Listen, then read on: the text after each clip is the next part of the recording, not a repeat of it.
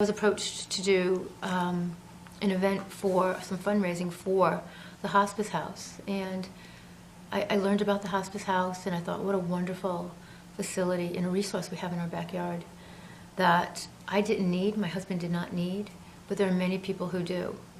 And I just, couldn't help but think about the people who are by themselves with no support. I have a lot of friends who were nurses and doctors, so they would come to the house and they would sort of, if I had any fears or any questions, they were like, well, this is what happens, this is what happens. So I had a lot of knowledge, I had a lot of power with that helped reassure me what I was doing was the right thing. The little people at home, people who've been married 40, 50 years. That's all I could think about is to watch your spouse in bed and not knowing if you can give them that morphine, not knowing what you're doing, if you're prolonging it or speeding up the death.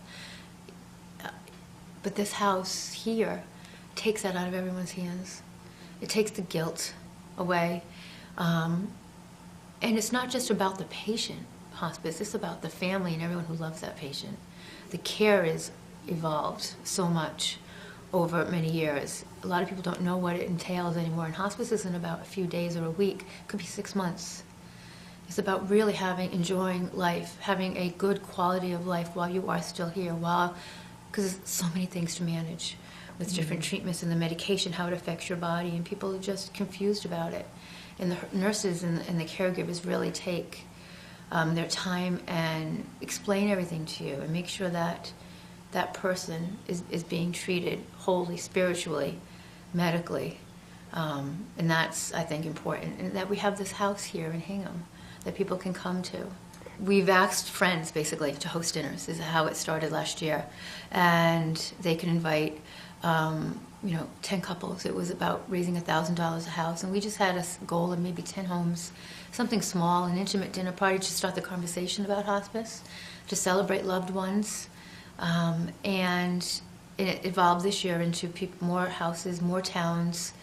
Again, we asked the hosts who did it last year if they wanted to do it, or people who attended last year if they wanted to host, so that's how we get new hosts. But anyone who wants to host can call the Norwell VNA. And be involved with next year's dinner probably. We have 14 homes. We have homes in Hingham and in Cohasset, and we want to expand to Marshfield and Scituate and Weymouth and Norwell and Rockland, because this house serves so many people. And the whole goal of this event, the Bella Vita dinner, is all the money that's raised goes toward providing funds for people who can't afford to be in this house. Medical insurance will cover the medical care, but it does not cover the room and board per night, and that comes out of the patient's or the family's pocket. And there are a lot of people who just can't afford it, and so we want to make sure that no one gets turned away who needs this place.